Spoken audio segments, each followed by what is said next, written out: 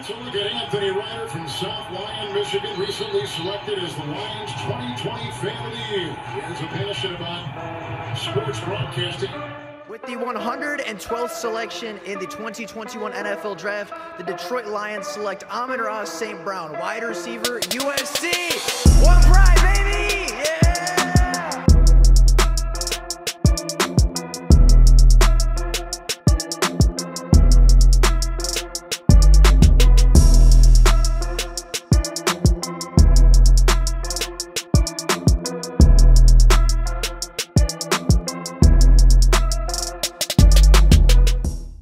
What is going on, everybody? Welcome back to another Detroit Lions video.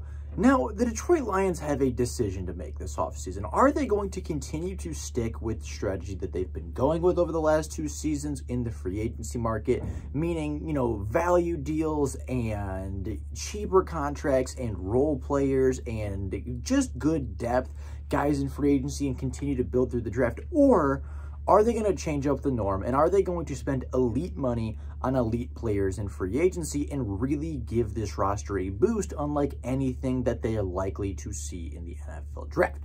Today, we're going to talk about that exact scenario, with the Detroit Lions having over $14 million of salary cap and having the opportunity to have over $40 million going into free agency frenzy. What should the Lions do? Should the Lions make a big splash in free agency or continue down the road that they've been on and continue down the road that has shown them the development and success they've seen so far under the Brad Holmes regime?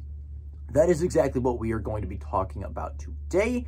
So without any further ado, let's get straight on into taking a look at the Detroit Lions salary cap space, as well as whether or not a free agency splash is in the cards for the Detroit Lions. Now, as I said, the Detroit Lions have roughly $14 million of cap space, putting them top 12 in the NFL in said statistic.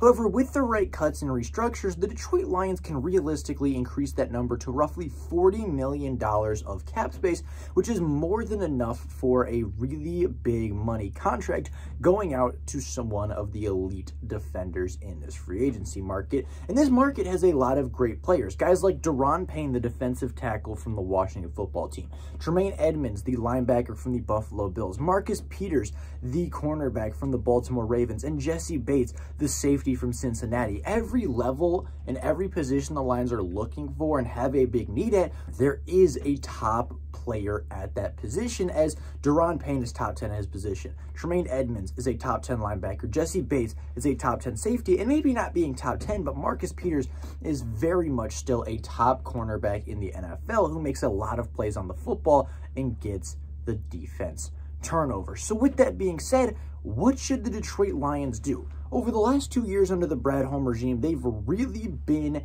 a sleeper in the free agency class, right? They really have yet to spend big money on any free agency players so far, and the biggest contract they've given out has been DJ Chark on a 1-year, $10 million deal because they really needed a wide receiver 1 for the 2022 season. However, this year is a little bit different, right? Going into the last 2 free agency classes, the Lions haven't shown a lot of improvement. The Lions have been a sub-500 team, a team picking within the top 5 the last 3 times they've tried this, and they haven't really been in a position to spend big money at elite positions. But this year, they have that luxury. This year, the Detroit Lions finished 8-2 in the 2022 season and finished 9-8 overall on the season. Their mentality is changing, right? They're no longer a lovable underdog. They're no longer a scrappy football team that finished with 3 to 5 wins. They're a winning franchise with expectations going forward. Expectations going into this year were, let's try to get 6-7 wins. Let's try to double our win total from last year. Let's try to, go 500 in the division. Let's try to do these certain things. And they vastly exceeded those expectations, going 9-8, finishing 2nd in the division and a half game out of the playoffs. Now going into next season, even before the draft and even before free agency has started, the Detroit Lions have expectations. They have expectations of making the playoffs. They have expectations of winning the NFC North. They have expectations of hosting a playoff game next year, and those are expectations that haven't been there since probably sometime early in the 2010s, right? They have different expectations, and the line that they have to meet has definitely moved from where it was a year ago. So with that being said, the Lions are now in a position where their playoff window is open, right? Their essential Super Bowl window is coming to an open, and they're in a position where they could use elite talent, right? Where that elite talent isn't going to be wasted a year or two into their contract before the Lions are competitive. The Lions are competitive now. So giving out an elite contract for 3 years or 2 years to a guy like Daron Payne or a linebacker, a less valuable position like Tremaine Edmunds, makes more sense now for the Detroit Lions, and it's something the Lions could potentially do. Now, taking a look at some of the impact positions, of course, we have safety, linebacker, corner, and defensive line. And now, I don't think safety is a position the Lions should spend big money on, right? Yes, there's a lot of safeties in this market, guys like Jessie Bates or Joey Porter or Jordan Poyer, or a lot of other big name safeties like former all-pro level players, but I don't think the Lions are in a position right now where they should be spending big money on the safety position, right? Even though it's a very valuable position in the Aaron Glenn defense, they have Tracy Walker returning, who should be ready by training camp. They have rookie breakout star Kirby Joseph. They have a young player in Ifeatu Melifonwu who played a good amount, who played pretty well in his limited snaps this season, especially in his second start against the Chicago Bears. And then, of course, you have the potential of re-signing Deshaun Elliott or bringing in somebody else at the safety position through the draft or free agency for less money than what a all-pro caliber safety would go for. Right, I think the safety play was something that definitely needs to be addressed and something that definitely needs to be improved next season, but I don't think spending elite money, I'm talking $15 to $16 million a season at the premium safety position, is something the Lions really need at this point because they have Tracy Walker returning, because they have the development of Kirby Joseph and the potential to bring back Deshaun Elliott. I think the safety position is good enough to go into 2023 without really changing it that much. And the same thing really goes for the linebacker position, right? Tremaine Edmunds is a great player. That is not up for dispute. He is a phenomenal athlete. He is young. He is explosive. He is one of the best players on the defensive front for the Buffalo Bills. However, he really isn't at a position of value right now. And when you look at the Detroit Lions linebacking core, yes, they're not very good, right? They're not one of the better linebacking cores in the NFL, with guys like Derek Barnes and Malcolm Rodriguez and Alex Anzalone being the stars of the linebacker core.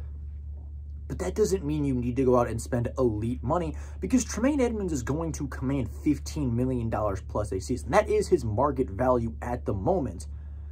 And I personally wouldn't pay that. I don't think paying your linebacker, even if they're an elite prospect from outside the organization, that kind of money to come in and play linebacker for your team. Now, if it was somebody that you had homegrown and it was a culture thing and we had drafted Tremaine Edmunds and his contract was coming up, I think maybe that's a little bit of a different story, but they didn't. They have growing and developing talent with Rodriguez and Derek Barnes, and they have an emotional and a vocal leader like Alex Anzalone. So yes, Tremaine Edmunds would be a very big, upgrade from the athletic side. He'd be a very big upgrade from the playmaking side of the defense. I don't think adding him for that kind of elite money is going to be worth the profit, because unfortunately linebacker is one of the least valuable positions in the NFL right now, and without upgrading the rest of the defense, without upgrading the rest of the secondary and the rest of the front four first, I don't think the impact of Tremaine Edmunds would be as large as if they addressed other positions prior. Now, getting on to the two most valuable positions on this defense and the two positions that need to be attacked the most this offseason, we get to cornerback.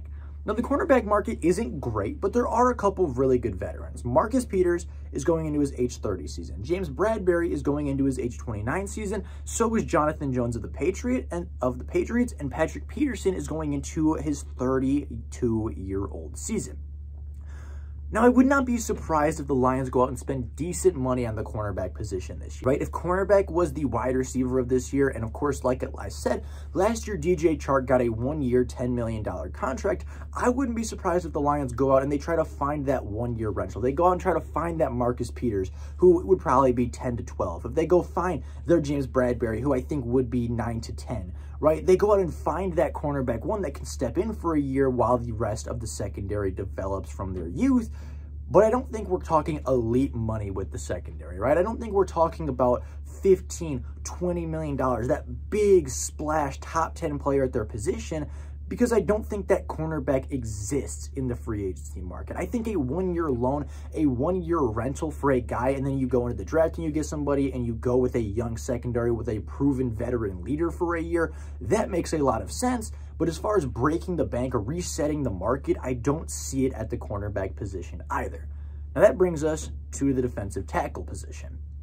Defensive tackle is a position where I think the Detroit Lions are going to be willing to spend a big money. It is a position that they have tried to address through the draft. They've tried to address through trade, and it really hasn't worked the way they want to. Now, not that the defensive line is bad. The defensive line is pretty good, and of course, your edge rushers now are very, very good, but you're really missing the interior pass rusher, the interior pressure of an elite pass rusher on the inside. I think that's where Brad Holmes would be willing to spend money. Being a former defensive tackle, knowing that is the biggest weakness of his defense, and showing already that he's willing to throw major assets at that position, and it hasn't worked yet.